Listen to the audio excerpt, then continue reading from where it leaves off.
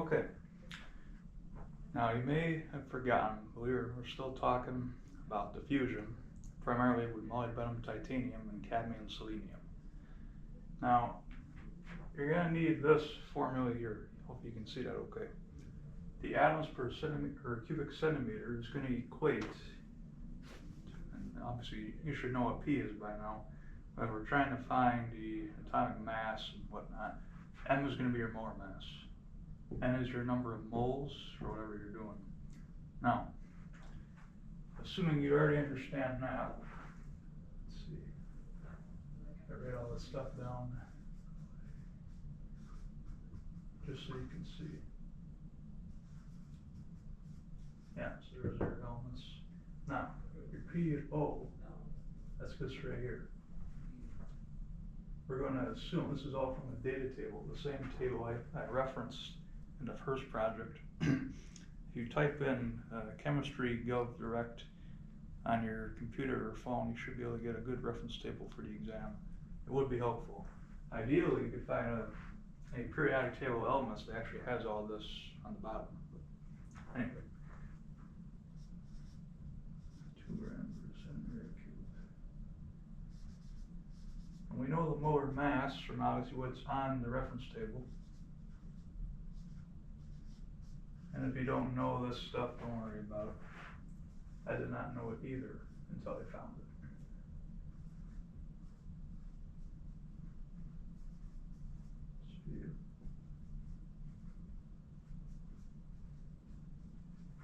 And that's in grams per mole, same as this. Now, if we're discussing for 1 cubic centimeter, I did the math on this paper for you, so you don't have to worry about it. For molybdenum, it's going to be 3 electron volts, where CD, or cadmium rather, is only 0.75. This has to do with the activation energy known as Q. You guys probably know what this means.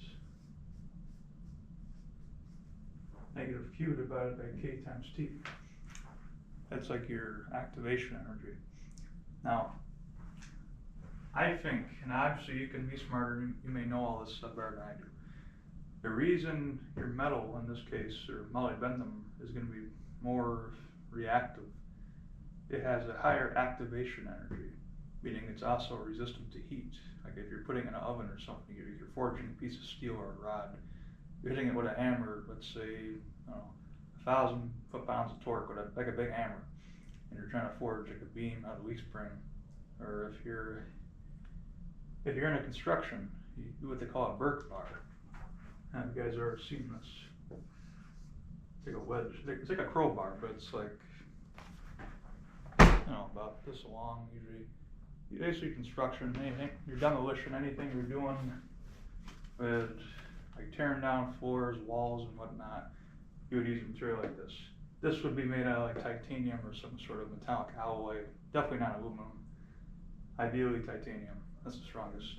Okay, now that we know that, this is part 1. So this right here is the first question. I gotta label this again. Okay, and vacancies, right? There are vacancies for these, and I calculated this. This is from these values we get these, and we input it back into this. For molybdenum, it's 1.7 E to the negative 28th, and that's for vacancies per cubic centimeter. For cadmium, it's 9.85 E to the 9th, meaning cadmium has a higher number of vacancies. Reason being, cadmium has a lower activation energy compared to molybdenum. Like I said before, metal is very stiff, it's very brittle, it's not going to break easily. Whereas cadmium is more elastic, it's going to stretch, or rather, how do I say, like wires. If you're making the wires, it's going to expand before the thing fails. If you try to expand molybdenum, it's just going to break in your hand like dust. Don't do that at home. Okay, now for part 2. We're talking the same exact thing.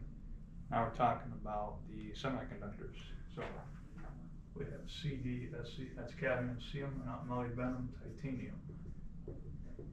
So,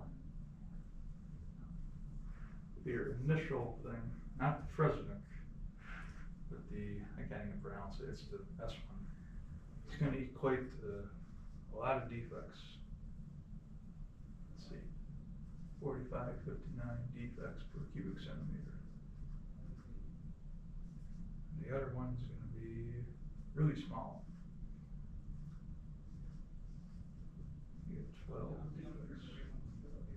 Yeah, so you can see it clearly right here. Maybe you can't.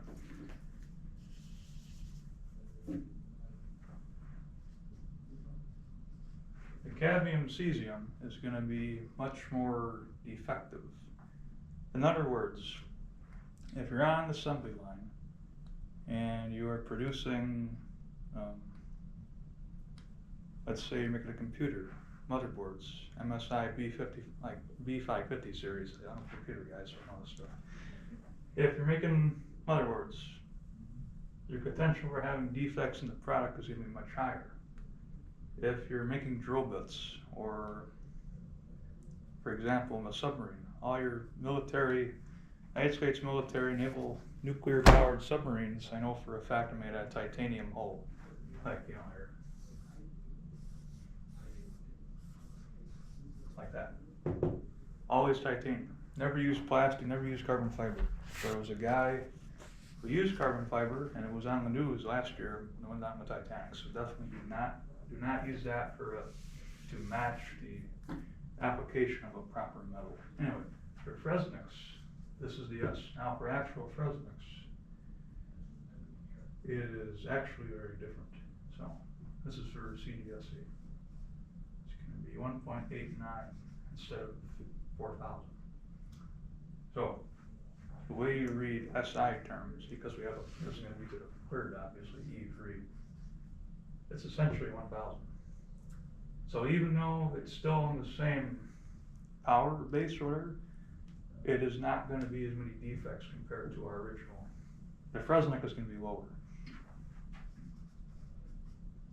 Okay, MLTI. We got that down 2.86 to a negative 20th. Meaning if there are any defects in the metal, it is going to be negligible. The product or whatever you're making will still be able to function for its intended purpose, ideally. Obviously, if you're making something like a computer chip up down to a nanoscale, this is very important. But if you're building anything in the macro scale or anything with no real vibration, I guess you could say, you should be fine. Of course, this is where having the actual engineering team and actually discussing and testing the thing would make sense before you sell a product or build it and promise it's going to deliver excellent results that you never even calculated. But anyway, going on our rant. Okay, so part 3. Come down here.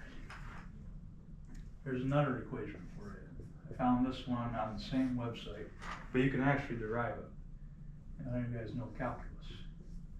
So this is our length of our elongation.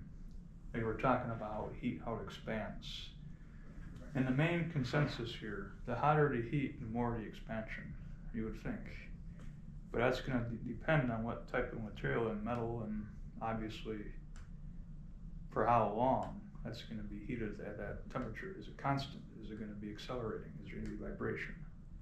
Like an airplane or something, or a rocket. It's contingent on the environment the thing is going to be in.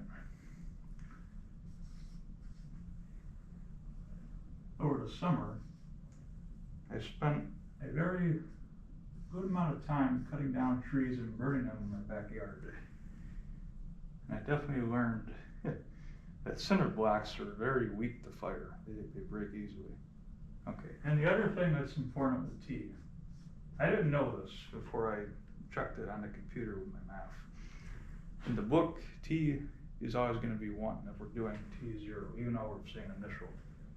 You always count T in seconds, or cycles. Oh, hey, we got 5 more minutes. Okay, it's always in cycles. You never, T is always in seconds. There was a big accident with an aircraft a long time ago. One guy was a metric, one guy was an SAE. They had the same time. One guy, they had the same exact number up until the end. right when it was supposed to land on planet Mars, I'm pretty sure, it just disintegrated, it blew up. They didn't have it wasn't rated for the pressure, and the engines went off at the wrong time. Anyway, so at 300 Kelvin. Now Kelvin is different, and just to clarify, room temperature is 25 Celsius, also known as 298 Kelvin. So, I apologize, Professor Tang, I could not find data specifically for how it reacts at 298, but this is pretty close to 300. So, we'll see what we can do with there. Obviously, every material is going to be different, but I guess you would think that all your data out there on the web or in a table is going to be at this, but they're actually closer to 600, which is really annoying, but we deal with it. Okay, now this is for Semiconductor A, CDSE. It's going to be very small. And that's negative 13 centimeters.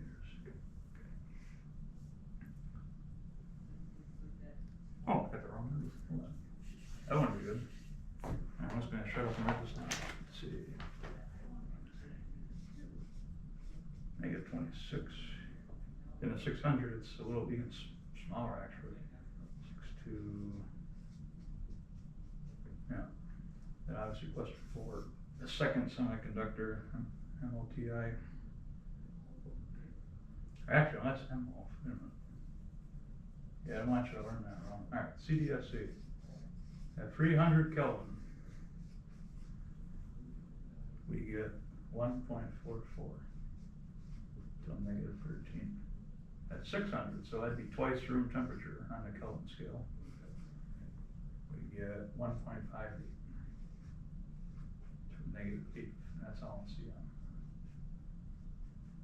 So, what this means in layman's terms, if we are comparing pure molybdenum, which is a metal, to a compound or ionic compound down here, cadmium, selenium, you're going to have greater elongation with the metal, or with the semiconductor. Like, you know how we said before, if a wire is ductile, that's what the word was, ductile. Like how it stretches. You know, if you're making a boat, okay, let's imagine that's the Titanic. It's going this way, you're going to have vibration and all that, it's going to get little cracks. When you have less elongation, you want a stiff material. That would be, in the old days, cast iron, back in the early 20th century. Nowadays, it's like titanium, it's alloy, it's aluminum, it's a lot of stresses. You know, in physics, you learn that stuff. Now, if you're making something for a light bulb, or not the light bulb, but the actual wire, I don't know how many light bulbs I've destroyed in my basement, hit my head on them, but here we are. You know, in order to have the light, you got to get something that's conductive to electricity. The semiconductor A, CDSE, is going to have greater elongation, but also has higher activation energy, meaning when you stretch it, it's going to maintain its strength. When you try to bend or stretch titanium, or rather molybdenum, or really any metal for that matter, you're going to lose some of that strength. Let's see how much time I got. Hey, I got 30 seconds. It's like wood. If you had a 2x4 and you make it 1/2 by 3/2, you're going to lose some of that. You know, you smooth the burrs out.